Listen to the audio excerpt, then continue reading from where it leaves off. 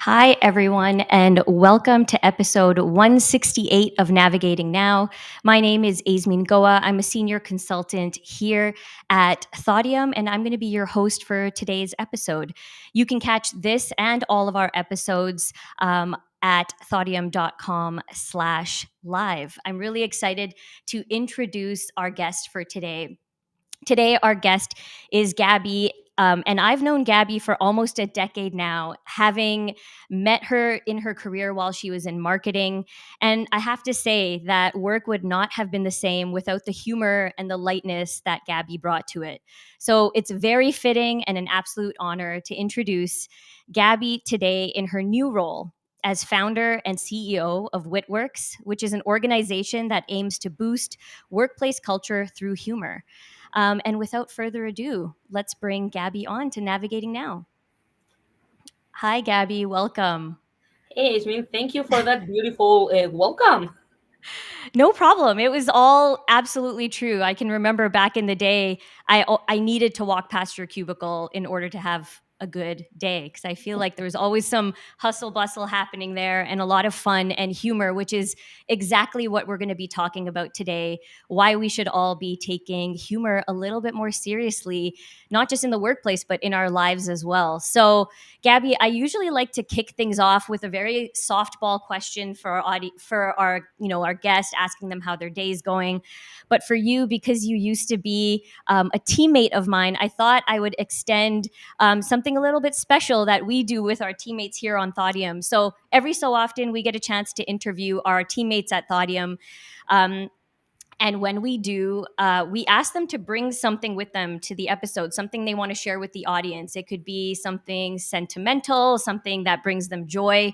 So earlier this week, I asked you to also bring something that you wanted to share with the audience today. So would love for us to kick off with that. What do you have to share with the audience today?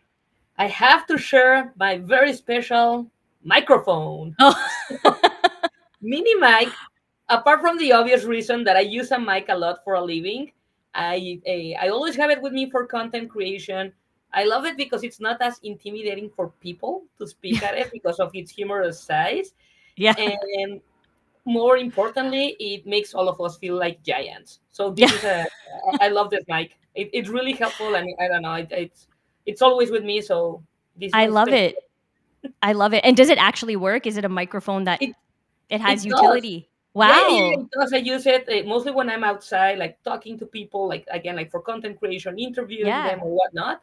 I use this mic. We've tried with bigger mics before, but people like they spook off when they see like this big mic. They don't, Yeah. not everyone likes having the spotlight, but with this little mic, they laugh, and I find that there's more openness to talking with us. That's So awesome. I yeah, love it. We need to get one of those. We interview a lot of people, so I feel like that one. I mean, I'm enjoying my mic, but that one's a that's a little power mic. fun. Yeah, Yeah, that's maybe. awesome. Thanks for bringing that, and thanks for kicking off the call with us today, Gaby. I know that there are a ton of people tuning in who know who you are. I've seen all of them like our the LinkedIn posts, but for those who don't know who you are, would love for us to kick off the conversation by you introducing yourself and really sharing the story of how you got into this work with humor. Yeah, so I've always been in marketing, and as marketers, we are obsessed with human behavior and understanding it and whatnot. So I've always been people focused to begin with, and I also realized that's on one side, and on the other side, I also realized that I've always been humorous naturally. So I've always been surrounded by humor in my house. My culture is I'm from Mexico, as you can tell by this beautiful accent. Um, my culture is surrounded by humor as well. So at one point in my life, after the pandemic, and when we had some time to reflect, I thought, why not, merge both of these things? I'm already a people observer, and I already know that humor helps advance relationships forward, and it helps it has all of these benefits. Why not give it a shot? So that's when I decided to take the leap, and yeah, so that's like in a nutshell the story. But yeah, That's I use awesome. in the comedy as well. Yeah. That's awesome. And I was kind of I'm always curious about how people get into the fields that they're in. And I'm thinking about, not to age us or anything, but, we're millennials. And people are, did you know, by the way, that people are making fun of millennials these days? And it's not about us being like privileged or things like that. It's about how we tuck in our shirts when we go to work, or how we associate our personalities with Harry Potter houses. But anyways, I digress. We are Yeah, millennials, and we are. we typically chose like very streamlined career paths, let's say, including myself and yourself. I started my career in accounting. You did marketing. What was that spark or that inspiration, or what was that moment for you that clicked, where you're like, hey, you know what, I'm funny and this is my thing, and I feel comfortable now to really just dive in? Because I feel like there might be a lot of people out there who are still toying with the idea of, doing what they really love to do. So just curious to hear, when was that moment for you that you decided to jump? I feel like there was a well, first of all, I feel like I got into a position in my life where I was able to take this risk because I had been thinking about it for a long time, and I knew that I wanted to do something of my own at some point. The other thing is that, like I said before, I've been always surrounded by humor. My family, they joke around all the time. My culture laughs at death. So, but that was just the way I was raised. It wasn't until I tried stand-up comedy that and like I've always made people laugh, and I like to call it like micro moments, dinner tables, parties, meeting rooms, whatnot. But it's always people that I've known. However, once I tried stand-up comedy and people laughed, strangers laughed, I was like, okay, I feel that I can say that I'm objectively funny now, in Spanish at least, right? And then I didn't know if this would translate to English. And then I gave it a shot, and people laughed as well. I didn't suck as much. So I was like, okay, there's something here to begin with, like in terms of the comedy side of things. And then in terms of the business side, I talked to people who were in the training environment. I realized that there was an opportunity to make a living out of it. As a good marketer, I did my market research. I identified that there was a need in the market to bring a humor to the workplace. By then, I had done a ton of research on the benefits of humor. Because I don't know if you know this, Azmin, but it's over 80 people, or 80% of the people in the US have expressed feeling stressed. We've all felt stressed at some point, right? And at the end of the day, we know that stress it could lead to mental health problems, physical pain, absenteeism, and loss Mhm. in productivity, which ends up costing the US economy around $350 billion a year. You know how Wow. many Taylor Swift tickets we could buy with that money? Done. At least two. But Yeah. but then I realized that there was an opportunity, and once I realized that it was feasible to make a living out of it, it was just a matter of making that leap. Like I said, like I had been preparing before, and for me it was a no-brainer. It was I always like to think of my worst case scenario when I make decisions, and the worst case scenario in this case was going back to the corporate world and doing what I was already doing, which I don't hate. Mhm. Like I didn't hate, by the way. On the flip side, if this worked, it had the potential to change my life. And I know it sounds Wow. very romantic, but it's like they say, right? Like you'll never work a day of your life if you do what you love. And I was like, hey, I want to do that. So that's like it. Like again, like I had nothing to lose at that time, and that's when I decided to take the leap. I love that. I love the word no brainer. Like, it was to the point where you're just like, I'm so all in, Yeah. that you're willing to take that risk. Nothing can go wrong. Super inspirational, Gabby. I love hearing about the journey and how you got to where you are, and I'm so excited to just see you thrive in this space as well. So we all know that we're here to talk about why we should all take humor a little bit more seriously. So would love for you to share with the audience, your perspective on how humor has inspired your life and why we should all take humor a little bit more seriously. I have two tangible examples of how humor has helped me in a personal and a professional level. In a personal level, after the pandemic, like many other people, it did take a toll in my mental health. I actually went back to stand-up comedy after the pandemic because I wanted to feel my old self. I wanted to go Mhm. back. And after doing it for a few weeks, I did notice a positive change. I was happier, I was more creative, I was more energetic, and in general, like my views of life had changed to positive again. So it was very tangible to me, like, okay, I'm surrounded by this thing and it's actually helping me. And you know how productivity works, right? Like the more you do it, the more like it fuels Mhm. itself. So that's on the one end. On the other side, on the professional side, upon reflecting on my time, and I don't know if you notice this, Jasmine, or not, but I feel like that when people are in a corporate setting, they leave, they check out their human side at the door. You know what I mean? Like as soon as they tap that badge, it's like boom, professional. And I was never able to fully do that, as you know, because we worked together for a while. And I noticed that that had actually become a strength, and it had helped me advance in my career. So through the use of humor, I developed relationships faster, and in turn, those relationships, I cannot tell you the number of times that people helped me. They went the extra mile to help me meet deadlines, or like power through a Mhm. project or whatnot. And it was because of that closeness that we had, that trust, and it was all because of comedy. And it wasn't that I was doing stand up in the middle of the office or anything like that. It was as simple as, like every morning when I say good morning, whatnot, bring, like a witty comment about the weather, or when you're in those meetings, sending a gift that's related to what it's being spoken about, or adding that meme to that email thread, when it feels right. So those moments of closeness really helped me in my career. When I think back into the job interviews, for example, I always like to close with a mini joke. And it was something as simple as, hey, guys, what, guys, if you hire me, I'm going to make you margaritas. No one was expecting me to make margaritas, but it just reflect a little bit of my personality. And once I start learning more about the benefits of incorporating humor into these little interactions, I realized that it makes you look as a more confident and more competent person as well. And Mhm. that has really helped me in my career. I love that.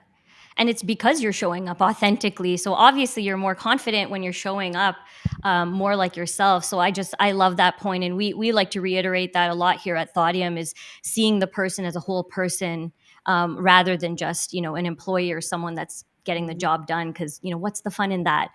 Um, Exactly. And at the end of the yeah. day, we end up spending more time with our coworkers than we do with our partners. So you want to have fun too, right? Yeah, absolutely. We just got out of a strategy meeting, and it made it a lot more fun that people were saying, sending jokes in the chat and gifts and things like that. So it also helps time go by faster. It helps things go smoother. Everyone's just very happy to be there. And like you said, on top of that, we got great results in that meeting as well. So It that's sparks awesome. creativity. Yeah, it sparks creativity, and it has all these benefits attached to it in terms of productivity, in terms of having an open communication, the willingness to take more risks, uh, because then you are in a safe space, right? Where you're not afraid to fail, and that's Mhm. where real change happens, when we start taking risk and we fail and we go back again and try it again. And that's the kind of environment that companies should be fostering. Yeah, absolutely. I'm thinking about, Gabby, we're friends, and I love laughing at your jokes, but I wouldn't necessarily consider myself to be funny. So I'm wondering, what would you say to someone who's saying, yes, Gabby, I get it. Humor reduces stress. It has all these benefits in the workplace, but like, I'm just not that funny, or like being funny is not part of my persona, or maybe I'm a little bit more introverted and that's not my style. What would you say to those folks, who might come to you and want to help maybe adapt their own culture, but just aren't sure how to insert a bit of humor? Well, two things. The first thing is that some people aren't born funny, but you can become funny. And I know this as a fact because I teach stand up comedy as well. So there's proven techniques and tips to make people laugh. Like it's a science. Wow. But that apart, if you are not interested in becoming a stand up comedian, in the business setting, it's even easier. The business setting, most of the cases, it's so sober that even an effort of making a joke will give you the credit. And by this, I mean, if you make an attempt to make a joke, and it doesn't have to be anything crazy, it could be like, hey, looks like we're going to be here for another 2 hours. Hey, Azmin, how's that coffee going? Wanna share? It's not really a joke, but just like bringing that lightness into the Hmm. mood will make you looking in front of your peers as a more competent person, as a more confident person, and as a Hmm. smarter person. Though all of Wow. those attributes are already attached to just by showing that you have some sense of humor. So the bar is very low. So you don't have to be like super funny. You just have to try to be funny or Yeah. show that you wanna be funny or you're trying to be funny, and that's it. So it's more about, again, like finding those moments where you feel like like you could just like do that comment, or even if you don't take the initiative to make the comment, laughing at somebody's joke also Hmm. shows a sense of humor, so shows that you get it. So Yeah. like you don't have to feel super pressured, you don't have to be the next Chris Rock, to make it at work. You just have to show that you're human, basically. I love that. So you heard it here first. We don't really have to be comedians to add a little bit of humor into the workplace. So I'm glad you shared that, and you're actually getting me interested to learn a little bit more about stand-up comedy as well. Maybe that's something I'll look into in 2024 for myself. Um, um one question I had for you is, because you shared some of the data behind why this is important, what it does for your teams. Would love to hear, do you have any tactical advice for leaders who are like, okay, I'm bought in, I definitely agree, humor needs to be in the workplace, it's going to enhance our culture. Any sort of tips or advice on how they can get this started? Yeah, so the first point, and the most important one, is give me a call. No, I'm kidding. No, there's little things that you can do to bring lightness into work. So, for example, let's say that you are going to have a sales meeting because you didn't meet your quarterly objectives, and you're going to have a brainstorming session, and like figuring out ways to close the gap. The moment you walk into that meeting room, bringing your stress with you won't do you any favors. Everyone is already stressed. Everyone is well aware of the situation. It's their jobs on the line as well. Mhm. So what could the your best strategy is to actually lighten the mood. Super easy ways to do this is open with a personal anecdote, something funny that happened that day. Again, it doesn't have to be super funny. It could be Mhm. something as simple as, oh my god, Mondays, like I spilled the coffee again, and it just humanizes you. It puts, Yeah. like it reduces a little bit of the stress. Another thing it could be, open your presentation with a meme that relates to the content of it. Again, people will laugh, especially because it's unexpected. It will Mhm. lighten the mood. When we laugh, our muscles relax. There's Mhm. the blood flow to our brain increases. So just physiologically, you're already being more creative. You start building that environment of trust that we spoke about, and people get more creative. So that's how you get the ball rolling. You have to like diffuse the situation. It's almost like if you're handling a bomb, you have to diffuse it so that people can actually start uh, feeling comfortable at work, Mhm. feeling and being able to bring their true selves and entirely to the workplace. And Mhm. in order to build a culture of levity in the workplace, it's finding these micro moments every single day, because we know that a lot of the culture of the work culture is influenced by leadership. So it's Mhm. finding these little interactions in the everyday that's hinting employees that it's okay to laugh and that it's okay to participate and whatnot. So Mhm. that those would be like some practical tips that I would give for someone who's looking to start doing it. Yeah, I love that. And what I'm hearing a lot is, it's building that psychological safety on the team, that trust. If I know that my leader is human, then I can be human too. And so you're right. Like even as you were saying that, it makes you less tense. I myself was just feeling less tense hearing that, because it's totally true. So really appreciate that, Gabby. I have one last question for you, just around the future of humor. I know this is a new endeavor for you. Where do you see WitWorks going in the future, and how do you see humor evolving in the future in the workplace? I feel that as companies, I'm happy to see that more and more companies are realizing the importance of the well-being of employees and the mental health state. So I think that as that keeps gaining awareness in terms of the importance and in terms of the business benefits that it has, we're going to see companies with more levity ingrained into their culture. As in terms of WeWorks, I would love to help those companies get there, because I know there's a lot of I've spoken with people, and I know they want to get there and they don't know how or where to start, and that's what I'm here for. I We offer a half a day program or a workshop where we teach employees how to start infusing humor into the workplace, the importance and how to do it. And it's not only like, like me, like blah blah blah. It's actually super dynamic, and it has like immediate actionable takeaways and steps, so that after that workshop they can start doing it right away. We offer a shorter version for leaders as well, because it's very different when you manage teams. Mhm. It's a different ball game, so the strategies change as well. We do that as well. So it's I do feel that it's going to gain momentum, especially as the stress levels keep rising. So I think it's a need that needs to be attended. Like, I don't want to Mhm. be alarmist, like right away, but the sooner the better. Yeah, yeah, absolutely. What you're saying too, it just I can see it tie into so many other themes that we're seeing in the market right now, right? There needs to be a lot more empathy in the workplace, and I think even just bringing in that humor actually brings in a lot of empathy. You're humanizing everyone around you, so it really does fit into, I think, what workplaces need in general in terms of like the skill sets and mindsets that employees should have. So I love it. Gaby, I wish you all the best in your future. I'm so excited to actually just see WitWorks grow and evolve, and just see what you're able to do with teams. And we're not done yet. We do love to close off today's discussion with just a couple of rapid fire questions for you. Um, so here we go. So the first question I have for you is, if there was one emoji that you think all leaders should use, what would that emoji be and why? Have you seen the monkey covering its eyes? Yeah.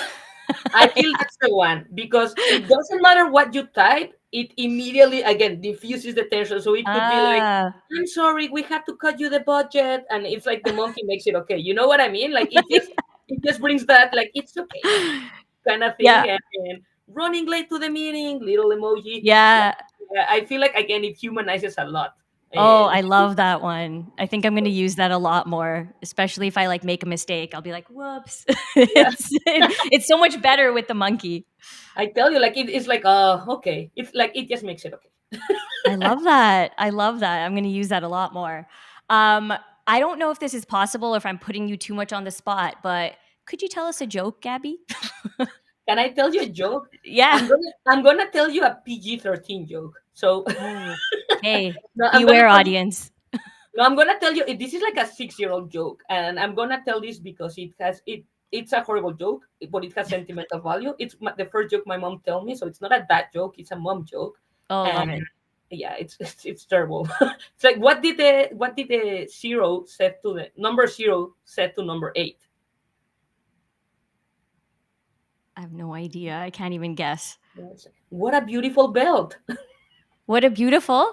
Belt. Oh, It's like my mom keeps telling it to my nephew. She told us that joke when we were growing it, up, so it's just that's like a cute. That's a joke that lives on it's generation to generation.